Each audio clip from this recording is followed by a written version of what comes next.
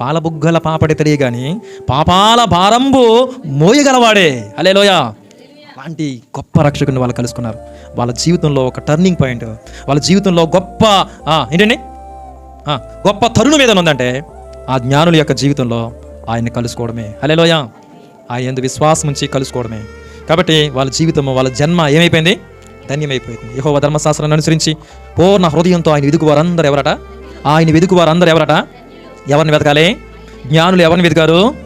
క్రీస్తు ఎక్కడ వెతికారు? వెతుకులాడికి సమాధానం ఎవరైతే నిజంగా ఆయన ఉన్నాడు అని చెప్పండి, విశ్వాసం ఉంచి దేవుడు ఉన్నాడనియు తన్ను వెతుకు వారందరికీ దేవుడు ఏం చేస్తాడట? హల్లెలూయా. తన్ను వెతుకు వారందరికీ దేవుడు ఏం చేస్తాడు?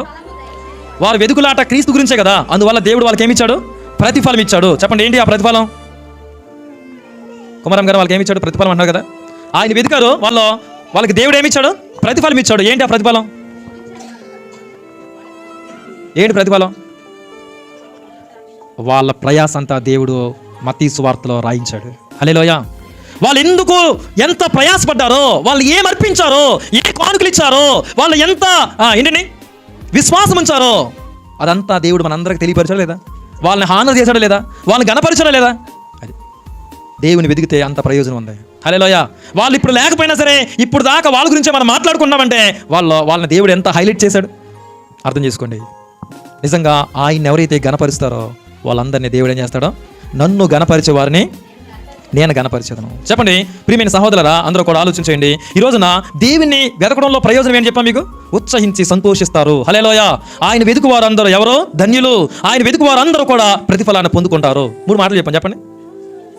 ఆయన ఎవరైతే వెతుకుతారో వాళ్ళందరూ ఎవరో? ధన్యులు. ఉత్సహించి ఏం చేస్తారో? సంతోషిస్తారు. ఆయన వెతుకు వారందరూ కూడా దేవుని చేత ప్రతిఫలం పొందుకుంటారు. హల్లెలూయా. ఈ మాట మీరు ఆలోచించండి. కాబట్టి ఎవరిని వెతకాలి? ఆయన వెతకకుండా చేసేది చెప్పండి. మన జీవితంలో అదవుతుంది. ఎవరిని వెతకాలో కొలసలకు రాసిన పత్రిక ఒకసారి చూడండి. ఒకసారి మన ప్రయారిటీ ఎవరికి ఇవ్వాలో, మనం ఎవరిని వెతకాలో 3:1 చదవండి. మీరు క్రీస్తుతో కూడా లేపబడిన వారైతే పైనున్న వాటినే వెతుకుడి. చెప్పండి, ఏం వెతకాలట? పైనున్న వాటినే వెతకాలట. చదవండి. అక్కడ క్రీస్తు దేవుని కుడి పార్శ్వంలో ఉన్నాడు. పైన ఎవరున్నారు? పైన ఎవరున్నారు? క్రీస్తు. చెప్పండి, పైన ఎవరున్నారు? అక్కడ క్రీస్తు దేవుని కుడి పార్శ్వమున కూర్చుండి ఉన్నాడు. అందుకే మనం ఎవరిని వెతకాలి? పైనున్న వాటిని వెతకాలి. భూ సంబంధమైన వాటి మీద ఏం చేయకూడదట?